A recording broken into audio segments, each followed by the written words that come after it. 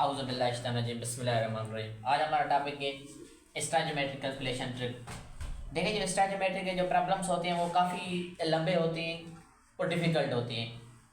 अब हमारे पास जो बेसिकली जो टेस्ट होती हैं वो एमसीक्यूज होती हैं, तो हमारे पास इतना इनफ टाइम नहीं होता कि वो हम कैलकुलेशन क्या करें, हल करें, फिर हम आंसर अपना निकालें।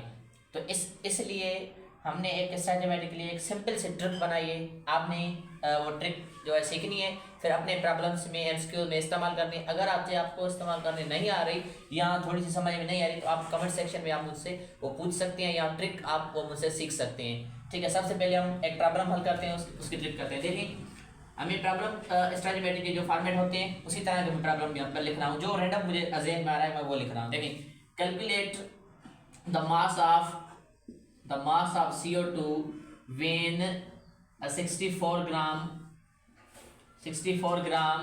देखिए, एक मरतबा calculate mass of CO2 when 64 gram of methane burn in air at STP। ठीक है भाई, तो ये हमें प्रॉब्लम एक मिला हुआ है।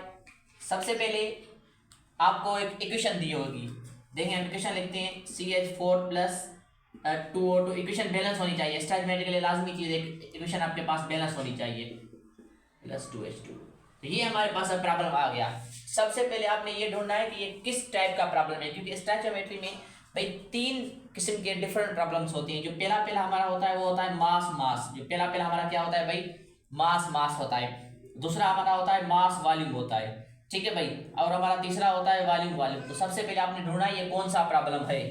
देखें, इस प्रॉब्लम को ढूंढने के लिए सबसे पहले आपने क्या करना है, जिसका फाइंड कह रहा है वो क्या कर रहा है। देखें क्या कह रहा है, सबसे पहले जो फाइंड जो कह रहा है वो कह रहा है मास, तो हम टिक करते हैं मास को। तो ये पहली चीज मास में आ गई। अब मास में ये 2 आ रहे हैं। ठीक है, हमें कैसे पता चले ये मास है, मास वॉल्यूम है। देखें, उसके बाद जो आपको गिवन में दिए होंगे वो क्या ग्राम्स दिए हुए हैं या वॉल्यूम। यहाँ पर देखें, गिवन्स में आपको क्या दिए हुए हैं, ग्राम्स मींस मास। तो गिवन में आपको क्या दिए हुए हैं, मास। तो हमने फाइंड भी मास जब करना हो और गिवन में भी हमारा मास हो तो प्रॉब्लम किस टाइप का होता है, मास का होता है। मतलब ये दोनों अब हमारे पास नहीं है। ठीक है भाई, तो हम सबसे पहले इस चीज को आप नोट कर लें।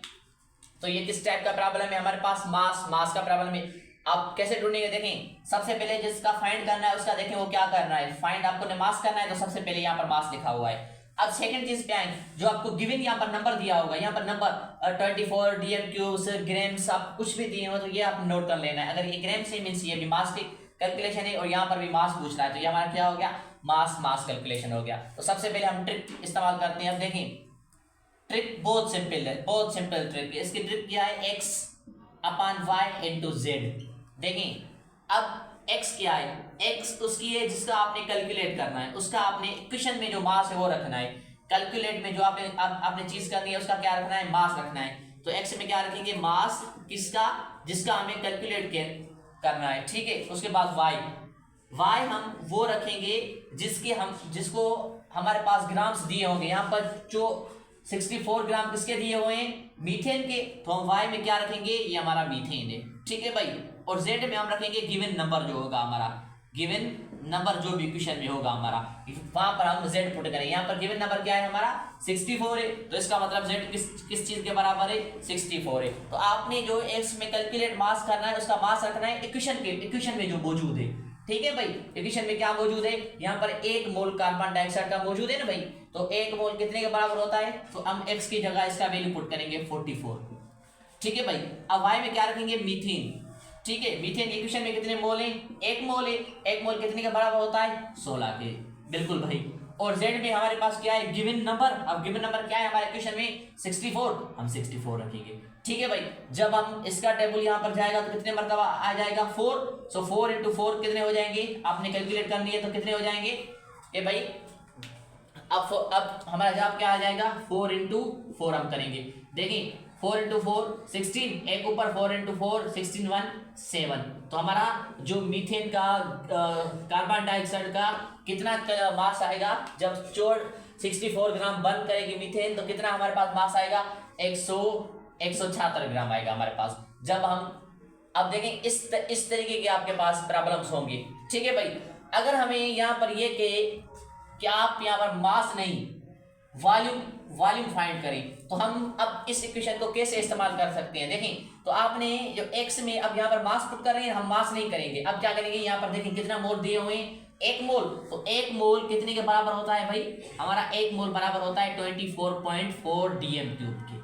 ठीक है भाई, तो हम यहाँ पर 44 की जगह ये रखेंगे, ये वैल्यू रखेंगे, फिर इक्वेशन सेम इक्वेशन फॉलो होगी। ठीक है भाई, इस तरीके के आप प्रॉब्लम स्टोइकियोमेट्री में कर सकते हैं। Thank you very much. Please मेरे चैनल को आप सब्सक्राइब कर लें, लाइक कर लें और शेयर कर लें। Thank you very much. मिलेंगे हम किसी नेक्स्ट वीडियो में साथ।